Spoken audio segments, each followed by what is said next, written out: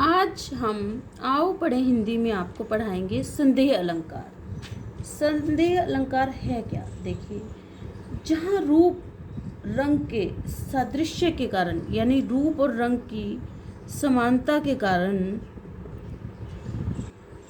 यह निश्चित करना कठिन हो कि यह उपमेय है या उपमान है, जहाँ संशय बना रहे, अर्थात जब उपमेय और उपमान में समता देखकर, समानता देखकर, उपमेय और उपमान में, उपमेय और उपमान में समानता देखकर यह निश्चय नहीं हो पाता कि उपमेय उपमान है या उपमान उपमेय है, तब यह दुविधा बनती है, तो वहाँ संदेह अलंकार कहलाता है।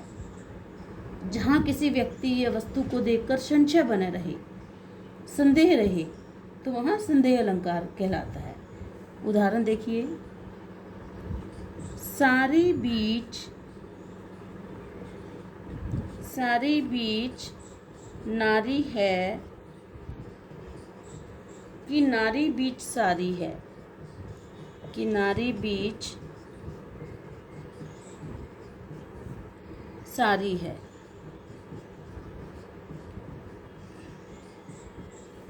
सारी ही की नारी है,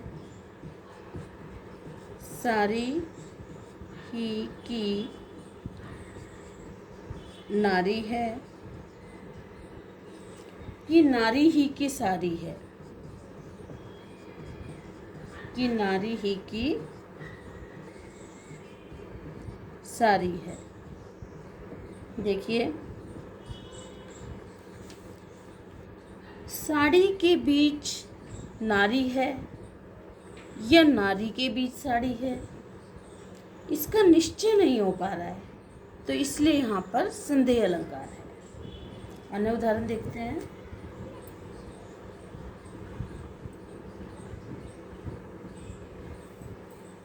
यह काया है, यह काया है, या शेष उसी की छाया, या शेष उसी की छाया।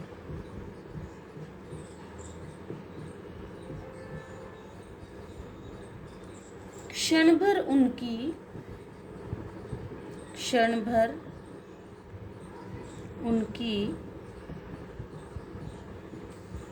कुछ नहीं समझ में आया, कुछ नहीं समझ में आया।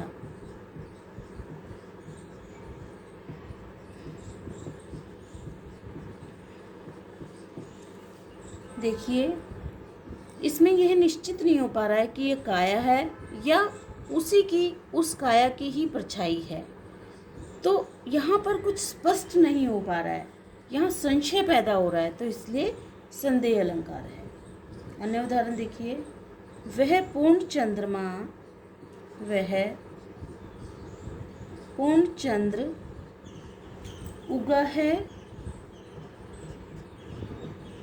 उगा है या किसी सुंदरी का मुखड़ा।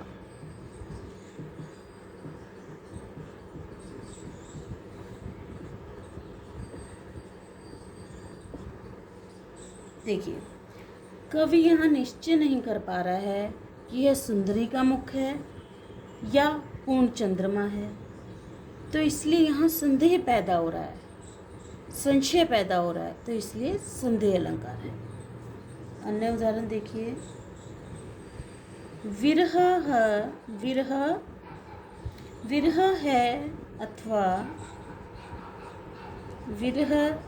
है अथवा यह वरदान।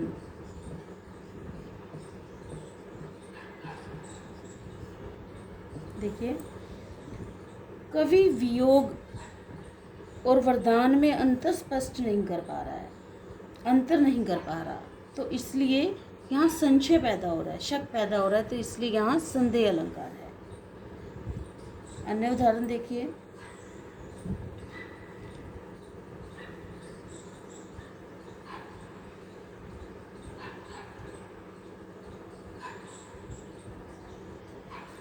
मद भरे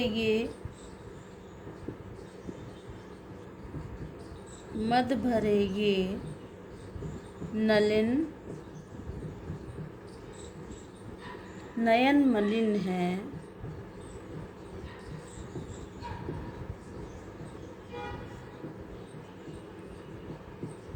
अल्प जल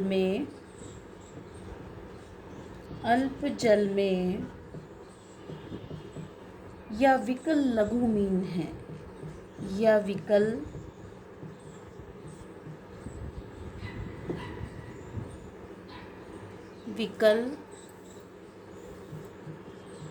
लघु मीन है। देखिए यहाँ उपमेय नयन है और उपमान मीन, परंतु ये निश्चय नहीं हो पा रहा कि ये नयन है या मीन है, तो यह संदेह की स्थिति बनी हुई है। मद भरे ये नलिन नयन मलिन है, अल्प जल में या विकल लघु मीन है, तो यहाँ संदेह की स्थिति है। उपमेय और उपमान में निश्चय नहीं हो पा रहा है कि नयन है या मीन है, तो इसलिए यहाँ संदेह अलंकार है। तो बच्चों, आपको कैसा लगा वीडियो?